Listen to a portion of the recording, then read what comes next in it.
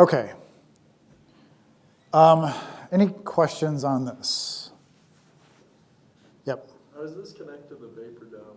It looks kind of similar, but Yeah, so how it connects to the vapor dome, like in a, let's say like a TS diagram or PV diagram, it's related only in the sense that you have phase change occurring, but the axes that we're plotting this on, like heat flux and delta TE, are pretty much entirely different from like enthalpy, specific volume, that kind of thing. So it's, you could map it out on something like a TS diagram or PV diagram and kind of see the phenomena occurring, but it's not really going to show the same type of behavior as this. But you do have like this phase change occurring, and you have this transient effect. Other questions on it? Yeah, first back there. If the wave across effect, like the point is where it stops, when does the effect start? So it's sort of like the burnout is when it starts, and then latent frost is when it ends. So you're kind of on the corner of the diagram. For a system, a cycle like this, you need materials that can withstand the burnout point. Yeah. So if you're gonna intentionally do this, you have to be able to anticipate either you have to drop the flux to the point where you can kind of manage it, or you, so either you have to sort of avoid this condition in the first place, or you have to be using a material that can withstand whatever your temperature is plus 1,000. So maybe that's a ceramic or some composite material or something like that, but it's probably not any alloy. Anything else? Yeah. So for an example of like you drop water on a hot pan and starts to skitter around, do you go through this whole process to get that latent frost point, or like? Yeah, I mean that's a good question. So you are pretty much let's see. So you pretty much are starting like here, right? And so it's immediately, like it's a really small drop, so it immediately goes across this, generates that temperature difference, and then it will drop back down if you put enough water in. But you're pretty much, skidding along up here the whole time until the drop evaporates and you're done. Yeah. There's another question. Did I miss? Yeah. Yeah, where on this graph do like power plants like to keep the heat flow? Yeah, so you're always operating down here. Yeah, a power plant will come in subcooled, and then at some point, you try to avoid this happening.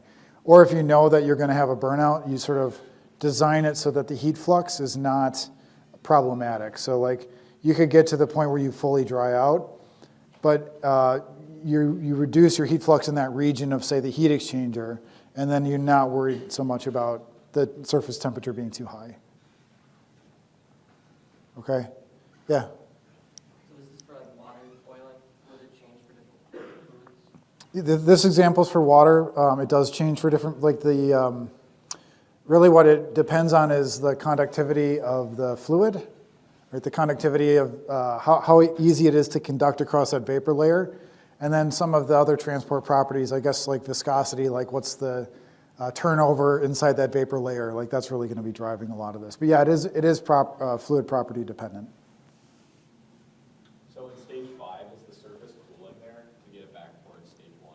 Yep, and that's another, it's the reverse of the burnout. So it's just, you hit that point where the water can access it, all of a sudden it cools off, and it just sort of proceeds back down. Yeah. Cool, all right, good questions. So let me give you one last set of terminology on this diagram.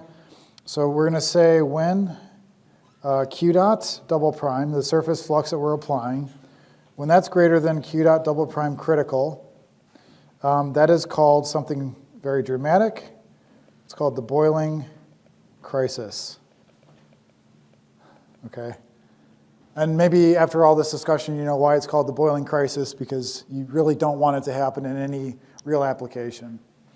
So it's a big problem, right? You don't want it to happen. Okay, so let's move on to the next page here. What I'm showing now is, this is essentially the same information. I'll just change the view here. It's essentially the same information, but plotted as if we're controlling now the excess temperature difference. So now we take excess temperature difference, run that from 10 to the 0 up to 10 to the third, and then you get the corresponding heat flux that the system supports. So again, you see this like basically the same onset of nucleate boiling. The natural convection is in the subcooled region down here. The nucleate boiling, then it hits burnout, right? And what's happening is after you apply that temperature difference, it hits burnout. Now the supported heat flux, or the naturally occurring heat flux, drops back down, even though you're like increasing the temperature, back down to the latent frost point, and then you get film boiling in which the heat flux recovers. So it's just like, it's on the first example, we were controlling heat flux. On this example, we're controlling excess temperature difference. Same information, just on two different plots. But sometimes you see it this way, which is why I'm showing it. Okay, so I guess I have another slide here just to give you some correlation and then terminology that goes with it. So this is the nucleate boiling correlation. If you were to want to evaluate like the heat transfer in a particular region of nucleate boiling, this is how you do it.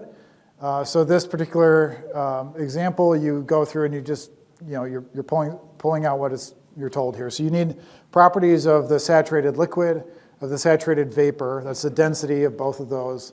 You need the surface tension, right? So this is again why the specific fluid is important. Density, surface tension, and then you have these coefficients. So these you can kind of pull. Let's see, enthalpy of vaporization. I guess that's kind of it. So you just kind of have to pay attention to like what is, what the correlation is telling you to do, basically. This is an example for nucleate boiling. What I wanted to also give you was a correlation for critical heat flux. So if you always want to maintain nucleate boiling, then you need to avoid this critical heat flux. So you can do that by having a correlation that tells you when critical heat flux occurs or what that value is. So this is an example of what that would look like. Again, surface tension, densities, some coefficients. So what you see here is this coefficient, C crit, is a function of this normalized L value. So L tilde is L characteristic over L and B. L and B is given here. L characteristic would be something you'd have to pull from this table here. All right, so you would say, okay, for a large flat plate, it's going to be width or diameter if it's a circle. For a small flat plate, width or diameter. If it's a horizontal cylinder, I'm looking at the radius and so on. So this is how you would sort of tell what the characteristic dimension is. And then this also tells you the range for which it's valid, for which the correlation is valid. Okay, so this is sort of how you'd apply it. I don't think I need to go through it necessarily, but this is how you would apply this type of correlation.